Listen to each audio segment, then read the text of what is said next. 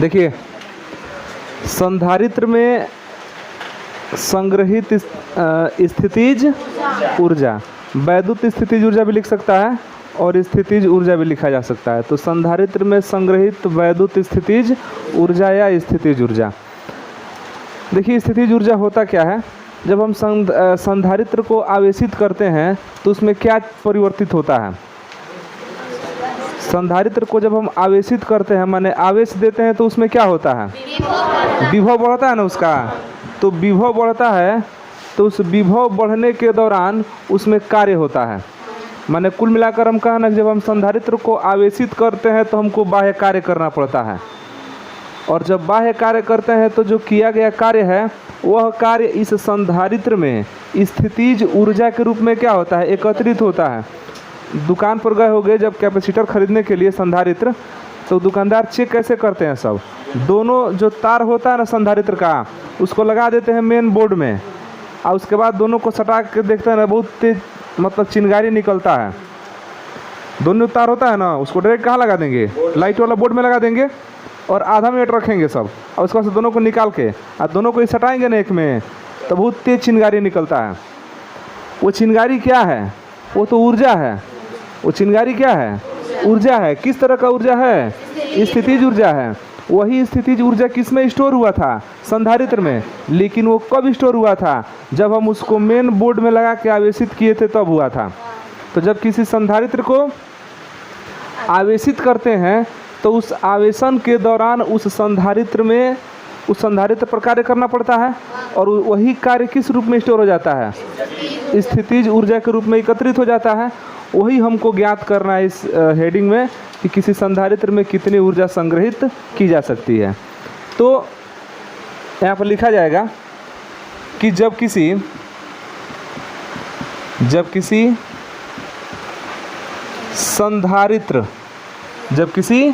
संधारित्र को आवेशित किया जाता है, तो जब किसी संधारित्र को आवेशित किया जाता है तो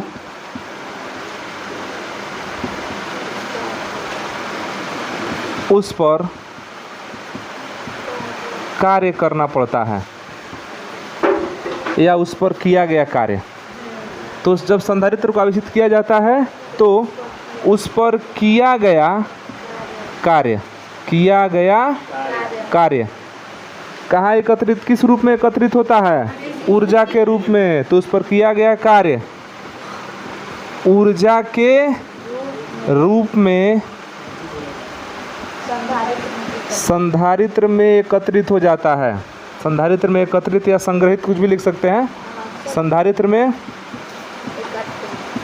एकत्रित हो जाता है, जिसे संधारित्र में संग्रहित, माने एकत्रित, जिसे संधारित्र में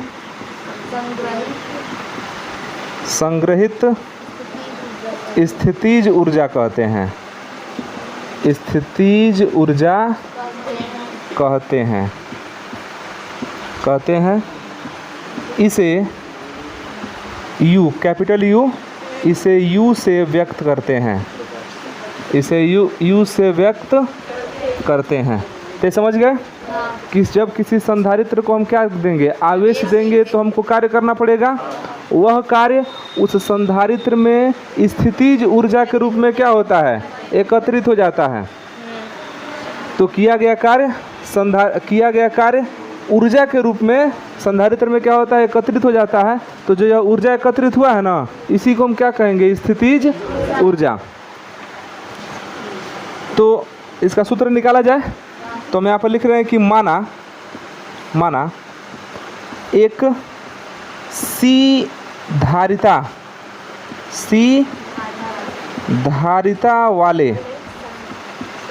धारिता वाले संधारित्र को Q आवेश देते हैं। माना एक सी धारिता वाले संधारित्र को Q आवेश दिया जाता है। Q आवेश दिया जाता है, जिससे उसका विभव बढ़कर भी हो जाता है, जिससे उसका विभव भी हो जाता है। ध्यान से समझिएगा, एक सी धारिता वाले संधारित्र को कितना आवेश दिया गया है? तो एक ही बार क्यों नहीं न दिए होंगे? भोजन लेके बैठते हैं खाने के लिए, आवेश इसका क्या है? भोजन है।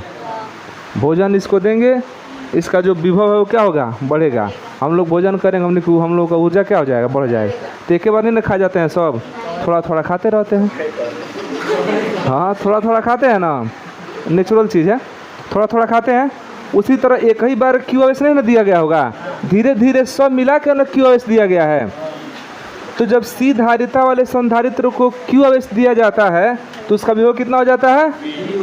तो सी का सूत्र क्या बनता है जी? क्यू बाई भी। और यहाँ से भी इक्वल टू बना देंगे तो क्या निकल जाएगा? क्यू बाई सी बनेगा ना। इसको इक्वेशन 1 बना दीजिए, जैसा ज़रूरत पड़ेगा आगे वैसा इस फार्मूले को हम लोग आगे पीछे कर लेंगे, ठीक है। तो सी इक्वल टू हो गया क्यू बाई भी, धारिता इक्वल टू आवेश बटा विभव, यही ना होता है। अब एक ही बार तो आवेश क्यू दिया नहीं गया होगा, आवेश क्यू धीरे धीरे न दिया गया होगा, 10 मिनट 5 मिनट 20 मिनट कुछ ना कुछ समय लगा होगा ना इतना आवेश देने में। तो जब क्यू आवेश दिया गया है, पहले उसका आवेश 0 था, कहाँ तक पहुँचा दिया गया? क्यू तक। तो 0 से क्यू आवेश देने में जो कुल किया गया कार्य है, वही कार्य क्या है? इस संधारित्र में जो संग्रहित एकत्रित क्या है? स्थितिज ऊर्जा है, उसी को ज्ञात करना है। तो हम पहले यह मान लेते हैं ना कि माना सूक्ष्म आवेश डी क्यू देने पर किया गया कार्य डी डब्ल्यू है, क्योंकि एक बार बड़ा आवेश दिया जा रहा है। तब हम यह अगर हमको पता चल जाए कि छोटा आवेश देने में किया गया कार्य कितना है, तो नहीं निकाल सकते हैं कि इतना आवेश देने में कितना किया गया कार्य होगा। और जो किया गया कार्य होगा वही क्या है? आपका स्थितिज ऊर्जा है। कार्य करने की क्षमता को ऊर्जा कहते हैं, पता ना सब लोगों को। जो कार्य है वही क्या है? तो क्यू आवेश देने में जो किया गया कुल कार्य है वही आपका क्या है? स्थितिज ऊर्जा। तो कई बार क्यू का ज्ञात करने के लिए कोई हमारे पास तरीका नहीं है, तो हम क्या करते हैं कि पहले सूक्ष्म आवेश कितना का निकालते हैं? डी क्यू का।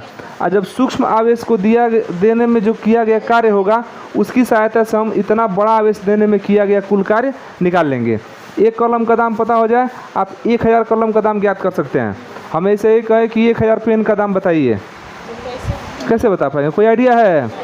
हम आप कम बताएंगे तो हम कहेंगे ना इतना नहीं होगा, एक ज़्यादा होगा। ज़्यादा बताएंगे तो हम कहेंगे कि ना इतना ज़्यादा नहीं होगा, कम होगा, है कि नहीं? लेकिन अगर एक कलम का दाम हम बता दें, कह दे एक कलम का दाम 5 रुपया है, तो 1000 कलम का दाम बताइए, आराम से बता सकते हैं। नहीं तो हम बता तो रहे हैं ना कि 5 रुपया है। हम क्या कर रहे हैं कि एक कलम का दाम कितना है? 5 रुपया। तो उस तरह का 1000 कलम का दाम बता सकते हैं ना। लेकिन ऐसे नेचुरल जनरल हम कहें कि 1000 पेन का दाम बताइए तो समस्या होगा ना। पता ना 500 दूसरा रेट का होगा, 500 दूसरे रेट का होगा, और तुम लोग जैसा दिमाग लगाने वाला होगा तो 100 को कॉलम को 5 वैरायटी में रखेगा, समझे? 500, हाँ। और फिर अगला 500 को अलग वैरायटी में रखेगा। तो मेन चीज़ क्या करना हम लोगों को? हम लोग को यहाँ क्या करना है कि हम सूक्ष्म आवेश डी क्यू लेते हैं और यह मान लेते हैं कि सूक्ष्म आवेश डी क्यू को देने में किया गया कार्य कितना है? डी डब्ल्यू है। तो यहाँ लिखा जाए कि यदि सूक्ष्म आवेश डी क्यू देने में किया गया कार्य डी डब्ल्यू हो तो सूक्ष्म आवेश डी क्यू देने में किया गया कार्य डी डब्ल्यू हो तो डी डब्ल्यू के लिए कोई सूत्र है? क्या पढ़े हैं? भी इंटू क्यू। अरे याद करो भी का, भी बराबर फार्मूला होता था डब्लू बाई क्यू नॉट होता था। तो डब्लू का हो जाएगा भी इंटू क्यू नॉट। तो यहाँ पर लिख सकते हैं डी डब्ल्यू इक्वल टू भी into Q not. Q not मतलब डी क्यू। क्यू नॉट मतलब अब डी डब्ल्यू हो गया भी इंटू डी क्यू। इसको समीकरण कितना दे देते हैं, ये समीकरण हो गया 2। तो जब सूक्ष्म आवेश डी क्यू देने में किया गया कार्य डी डब्ल्यू है, तो 0 से क्यू देने में किया गया कुल कार्य निकालना होगा। तो डी डब्ल्यू क्या कर देंगे, समाकलन कर देंगे, समझ रहे हैं, इसका क्या करेंगे, समाकलन करेंगे। समाकलन करेंगे तो कुल कार्य निकल जाएगा, और जो कुल कार्य होगा वही क्या है, संधारित्र में संग्रहित स्थितिज ऊर्जा है। समझ में आ रहा है। तब हमको क्या करना है, यहाँ पर डी डब्ल्यू का समाकलन करना है। तो इतना उतारिए। अतः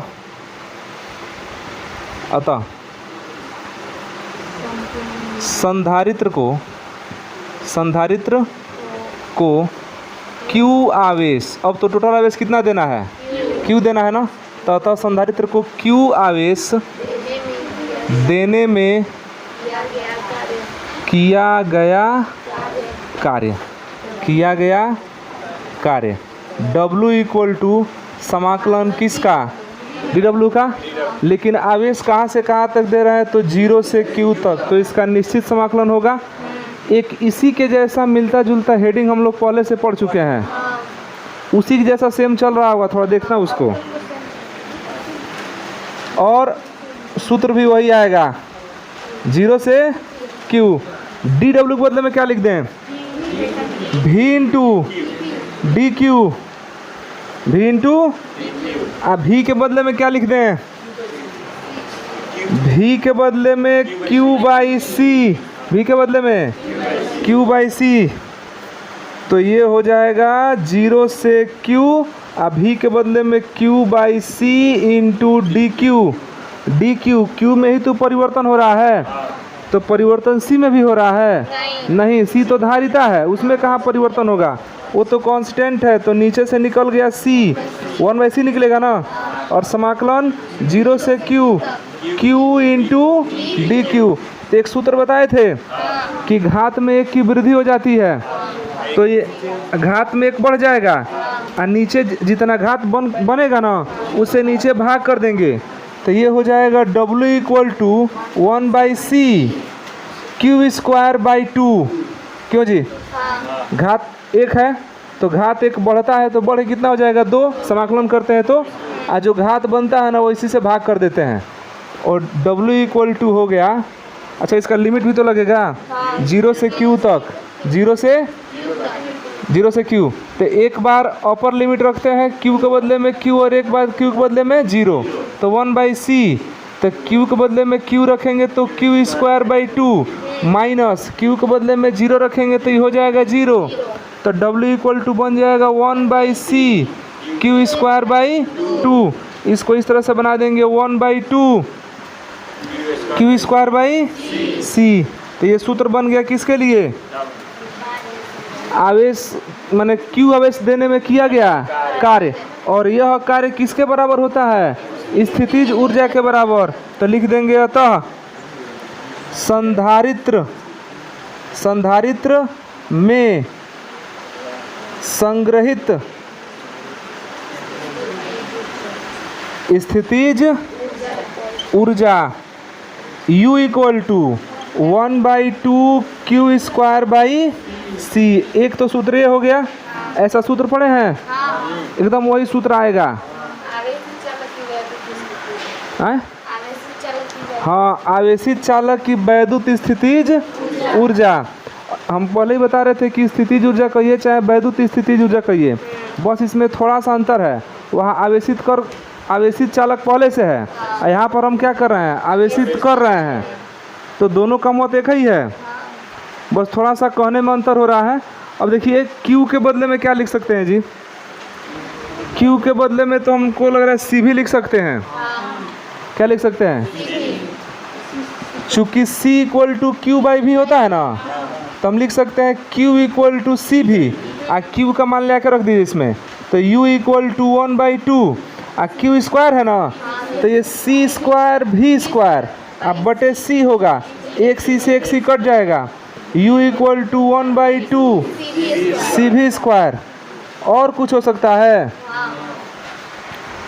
C इक्वल टू होता है Q बाई भी, तो U इक्वल टू 1/2 और C के बदले में Q by V into V square, तो V से एक भी कट जाएगा, U इक्वल टू होगा 1/2 Q इंटू, ये भी सूत्र वहाँ पर आया था ना।